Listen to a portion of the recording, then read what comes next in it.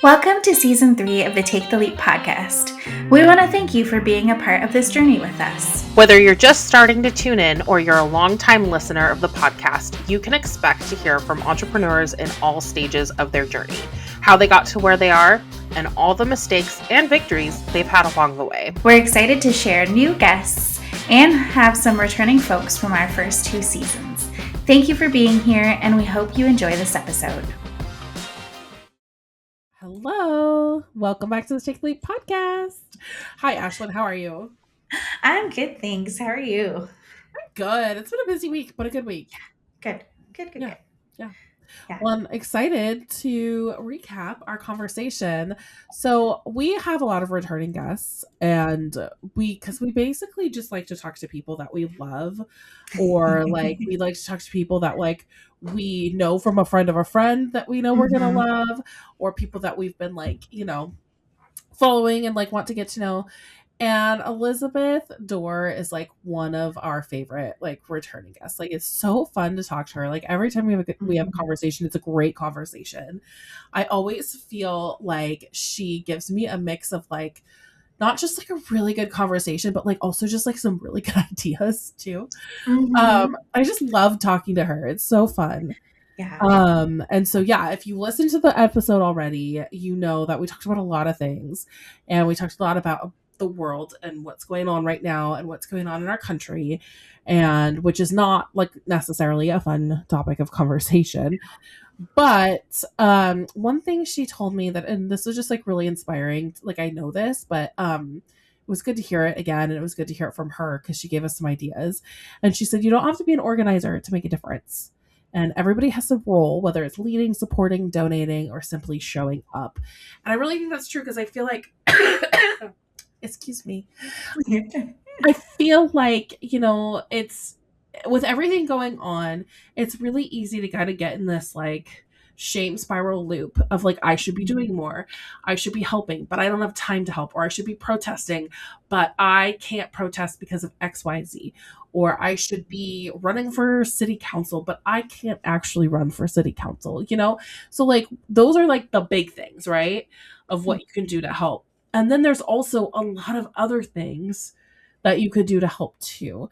And that's getting involved in your local community, like getting on your school board, getting on your library board, um she gave so many like great ideas like about how involved she is in with her kids' school and how they came together because ICE was at that school. I'm hoping they're not still, but they were monitoring that school and that school district for a while, and so a group of parents organized and came together to protect kids and parents who are walking to and from school and to keep them safe. And I thought that was really incredible. Like, if you're a parent who's already taking their kid to school, can you band together with another parent and be a source of protection? Like, can you just be a citizen there to keep your eye on things and make sure that everybody, and by everybody, I mean ICE follows the law? Can you record things, And I think that was really cool. That was really powerful. But then she was also talking about people who like signed up to bring meals to people who are afraid to leave their houses, and deliver groceries and things like that. And I think there's so many ways that you can help, and getting creative and thinking outside the box and just like listening to your community and listening to what people are needing, like what are they struggling with and what do they need, and figuring out ways to help. I thought that was really cool. Really I really loved our conversation. And I think one of the things that was just so valuable in it, and just in general, is that, like, I don't know, it costs nothing to be nice to people. Yeah. You know what I mean? It costs zero to be nice, to be helpful, to listen, to get involved. I think, and I like this idea that you don't need to necessarily be the one organizing it or running it. You can plug into existing things, and the people who are in our like our neighbors, our school community, like where we go to work, where we go, shop for groceries. Like, there's just so much that we need to rely on people. Like, I think one of the things that I want people to like reframe and be more empathetic about would be like, because we know not everybody agrees. My dog's going. I might wait until she stops barking. Something pissed her off. She has been, maybe I'll just leave this in. She has been really like on the back of the couch, like watching everything happening outside. So like her big thing her entire life has been like protect the house. So cute. I wonder if something's like getting delivered, or sometimes she gets irritated with like the people who garden, like not the or like the people who the landscaping people, not like humans that are gardening in their yards, kind of thing. But yeah, so I think I gotta wait. She's still going, baby.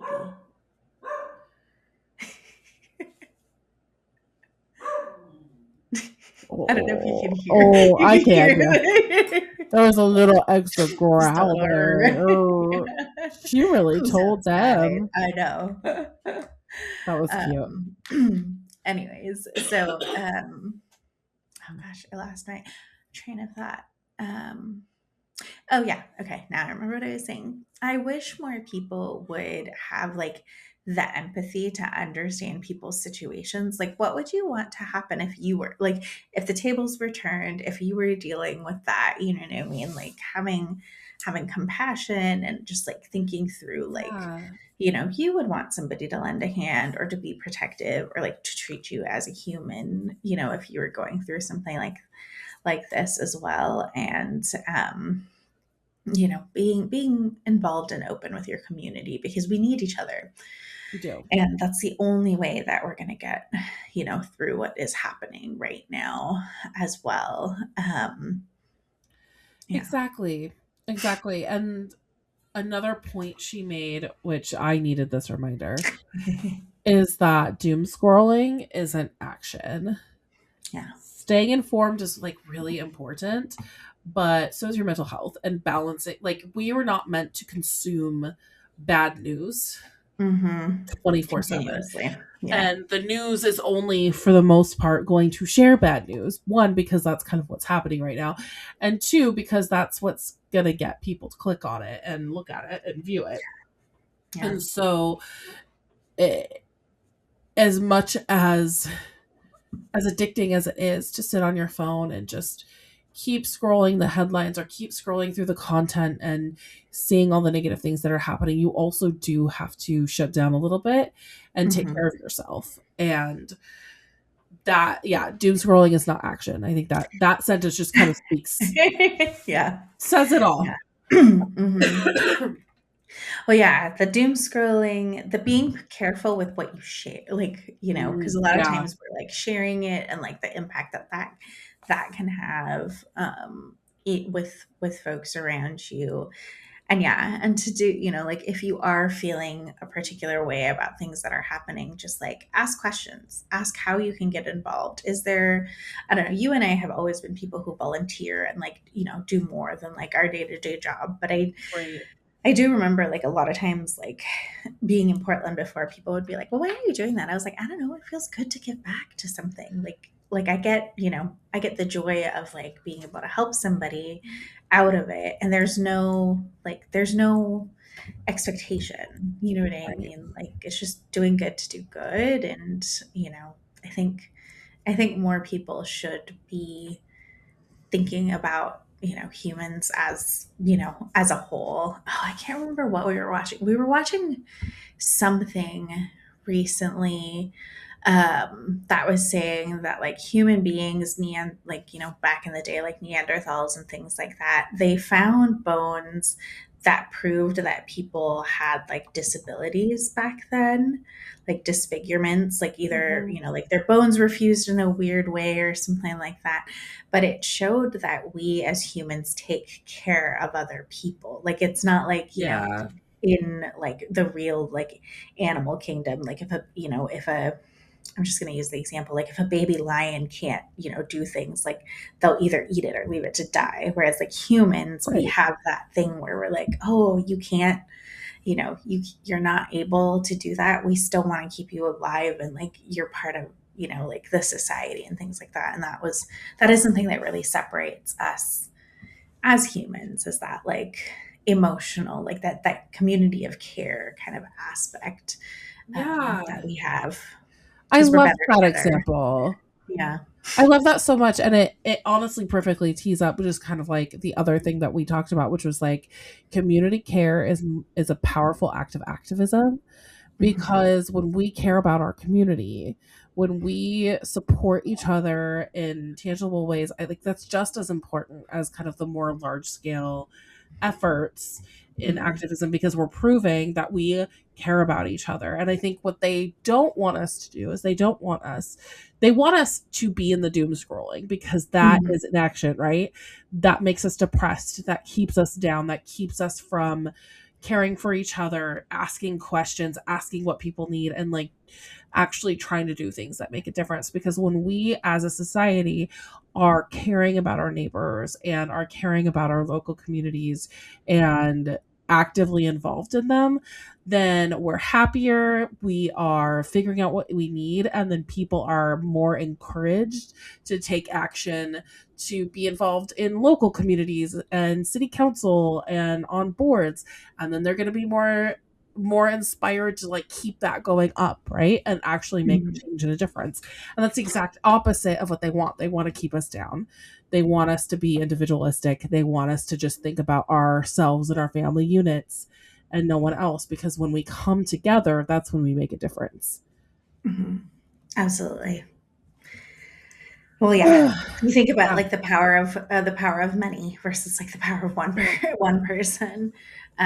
Yeah, I think that realizing that community is just so important, because I do think a lot of, I'll just say like the right wing, very very right wing extreme wants us to be isolated, not fight back, not do any, like, and feel in that kind of like depressed, we have no rights, we don't have any capabilities mode.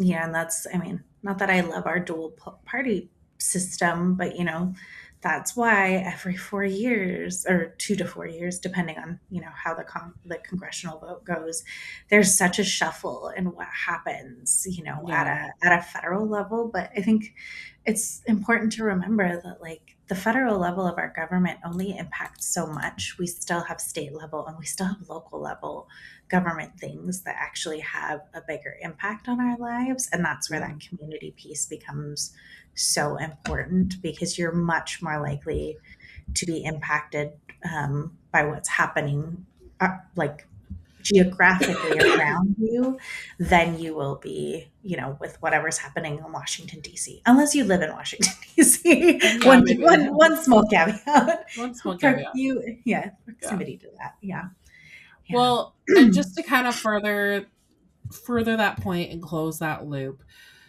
like if you are sitting around and feeling depressed or waiting for something good to happen or waiting for something hopeful to happen, hope really comes from taking action. And so even if all you can do is get involved in your community somehow, that actually is the best thing you can do. Taking action is what's going to give us hope, it's what's going to bring us together. Yeah. So Oh, I'm gonna loop that in. That is the same thing in business too. So if you're yes. having like a particularly difficult time of year, like look at the actions and the activities that you're doing. Like Yeah. maybe you need to cut back on, like, I know you've been networking more, Tori, but like, maybe if the networking stuff that you're going to is not leading to like leads, or, you're doing too much that you're not getting client work done, like you need to like adjust and take Yeah. actions that will set you back into a good space as well. Exactly. Exactly. That's a really good point. Yeah, instead of doing nothing, do something, Hmm. even if it's small. Yeah. Well, that was a great conversation. What is your win for the week? Okay, so my win for the week is that I restarted sending my newsletter. So I've got one teed Woohoo! up and ready to go. And I'm am implementing my new welcome email series. So I moved out of Flowdesk into Kit recently and hadn't, put all my stuff into it. So now I'm finally ready to go. And part of that, what was the driver for that, is I am doing a summit that I'm going to be having people sign up for my newsletter there. So I'm like, okay, you gotta have the stuff that you teach your clients to do in place. You can't Fair. just not do that. So yeah. Yeah. What about Okay. you? What's your win for this week? Well, I am proud of myself for sticking to my goal of networking every month, and I've actually been networking quite a bit. So you kind of alluded to this earlier because we had our conversation already.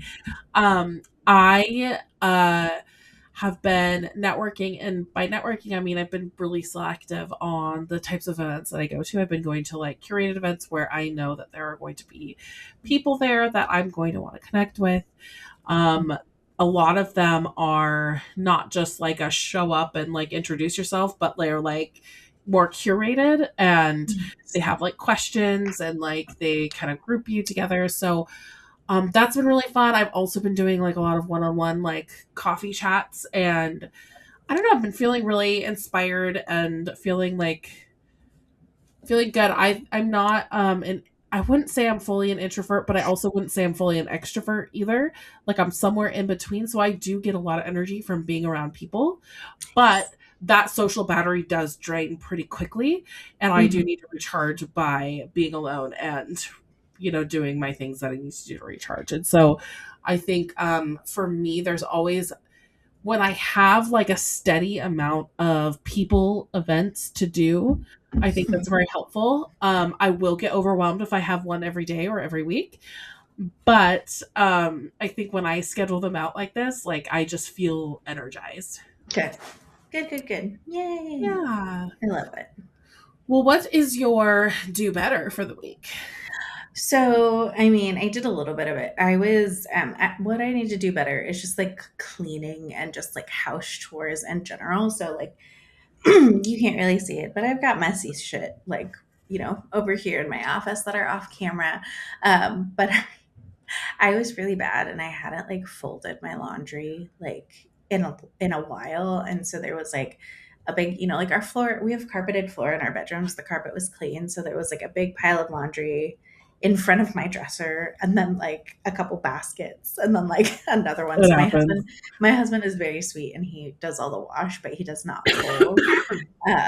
And so yeah, so I was just like, I finally over the weekend was like, oh my God, getting sick of like basically like digging through Digging. trying to find stuff I want to wear. So I was like, you know what? I woke up on Sunday morning and I was just like, okay, I'm just gonna turn on music and I'm gonna fold and I'm gonna fold and I'm gonna fold. And it took me a couple of hours, but it was good because I got to put some longer sleeve stuff away, like in the bin that I have. That's like, this is where the season change Yeah. stuff comes through. And then yeah, just took a look at stuff.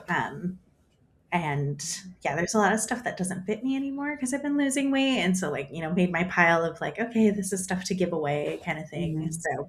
So yeah, but it felt good now. Now I just have to keep up with it. I do have two baskets that I need to fold before Mhm. this weekend. So yeah, that is my do better, is not let it get so far behind as well. It's great. Yeah. That So what probably is should be my do better because right. I am also the folder in the household. He's the washer and dryer. I'm the Yeah, yep, folder. the folder, yep. But no, my do better. So when I say better managing my time, it's not that I'm not good at time management. It's that I keep scheduling things without thinking about fully through all of the logistics that come with that. Mhm. So having a kid, I watch him in the mornings, and then my husband and I switch, and I've gotten really good at like not booking a meeting like right at 2 when I usually start, because I was doing that for a while, and that was really stressful. Um but now that I've started doing more in-person things, I've added the logistic of driving Yep. um between meetings and stuff, and I'm like, I haven't, for some reason it's like I logically know that if I have a meeting in person here and I need to be back at my computer at this time, I need to account for drive time. But for some reason, I don't know, just like being a mom, being whatever. Like I feel like in every area of my life, not just work, like I'm forgetting about the logistics associated with um Yep. that. And so I feel like I've been running a lot. Like I've just been a little bit behind. I haven't been double booking, but it felt like I've been double booking because it's just like one thing right Yeah, after the you just other. don't have Yeah. the space. Yeah. Yeah. I don't have time to eat in between things. Like, and so I just need to get better at planning, I guess. I always, anytime I set an in person thing, will immediately do 30, sometimes an hour, depending on where in Vegas I'm going, either Yeah. 30 minutes of an hour buffer time on either side. Smart for driving. Yeah. That's Yeah. smart. Because, I mean, depending, like we could get traffic and then, even that half an hour. Like you can kind of get across town in a half hour, but you are like cutting it like close by doing that. So, That's awesome. yeah. Yeah. That's a good idea. Hmm. Well, what is the piece of media you've been interested in lately? So I binge watched this entire show called Slip. And so Ooh. it was very interesting. It is an older show. I think it came out like a few years ago, but I had never seen it. It was on Peacock. And so I can't remember if she's married to him or not, or like engaged to him, but she is unhappy in her current relationship. So she cheats on him, sleeps with somebody else. But when whoever she sleeps with, she wakes up the next morning in a relationship to them. And so she spends the whole entire like TV series like basically trying to get back to her original person. Yeah, and so it's such a fascinating like because I think women maybe do this more than men Mhm. because our memories are built in a different like our brains and memories are built in a different way. But we have that like what if mentality, right? Right. Like what if the boyfriend that I had before my first like my current like what if that Right. worked out or like what if I ended up with this person? And so yeah, so I thought it was just such an interesting like take on the like That's what if cool. you could actually end up with that. Yeah, so I think it was only 7 episodes. Very good writing, very interesting kind of plot twist. And so yeah, I'm not gonna ruin the ending for anybody who wants to watch it, but I definitely think if you've ever been one of those like what if things weren't kind of people. Oh, I will tell you about one of them. She does sleep with this guy who's like a dickhead Wall Street guy who's like really into doing cocaine and stuff like that. So she wakes up with him, is watching out the window, and he gets like run over by a bus. And then her friend is like, "Why are you not sad?" Oh, by the way, she keeps her memory the entire time. So like her friend is like looking at her like she's such an asshole because she's not sad. She was like, "Because this guy's a dick. Like he's such an asshole." Like, so That's so yeah, funny. it Oh my was gosh. really funny. I feel like that was like in the middle of the season somehow, but What yeah. is that show? So, It kind of reminds me of that movie, like a little bit different, but with Gwyneth Paltrow. Um, is it Sliding Doors? Is that yes, what I it's think called? that's Yeah, it. Yeah, where yeah. she doesn't know which one's the dream world, but like Hmm. she wakes up, she's with one, Yeah. and then she goes to sleep and wakes up and she's with Yep. another. The Yeah, other one. Yeah. and it's Yeah. like two different lives that Hmm. she could have chosen one, and Yep. yeah. I don't even remember how that movie ends. Me either. That's a I really just old remember movie the too. Yeah, premise. the premise. Yeah. Yeah, Yeah. Nothing's new anymore. That's why I feel like I yeah, haven't watched anything recently that mhm. is that is not Like new. brand new idea. Yeah, brand new idea. Yeah. All right. What is your piece of media content for this week, Tori? Okay, so this is also kind of like an older series, but I just started reading and I've just finished the first book. I'm gonna start watching the TV show too. Shadow and Bone. It's by Lee Bardugo. Bardugo, is that how you say her name? Something like that.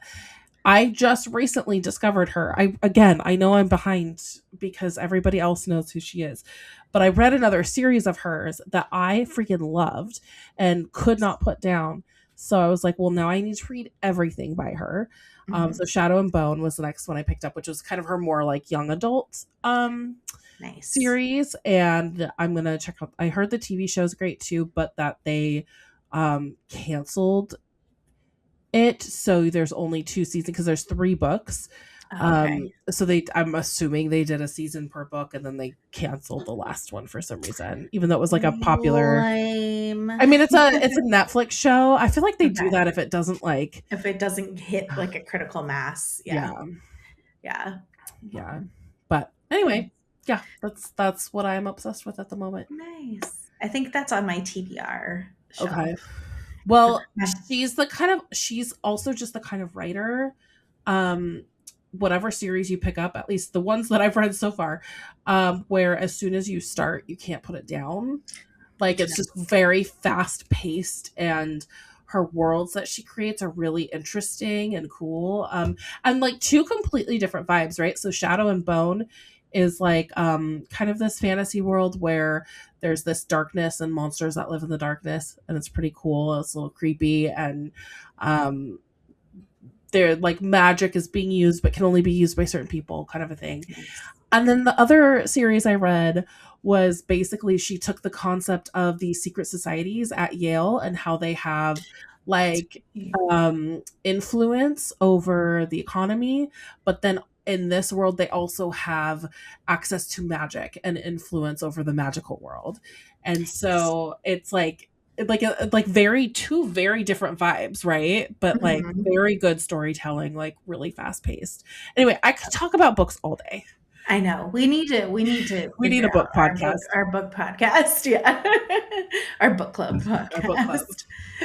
We'll bring Sam on for that. Yes. Yes. She did. I do recall that she said she wanted in on that. We'll do that.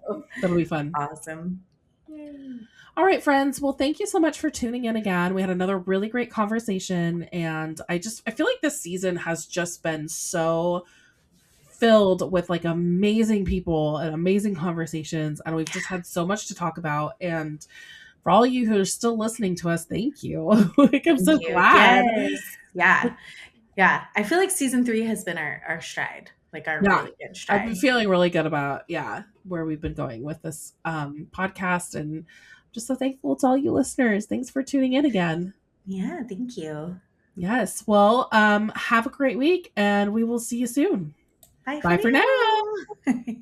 Thank you for tuning in to another episode of the Take the Leap podcast. Check out our show notes to connect with us and our guests. If you have questions about the episode or ideas for future topics, send us a direct message on Instagram or email us at aloha@taketheleap-today.com. If you're interested in being a guest, fill out the guest interest form on our website. If you're a new entrepreneur who is looking for a roadmap to move your business idea forward, check out the Take the Leap course on our website, taketheleap-today.com.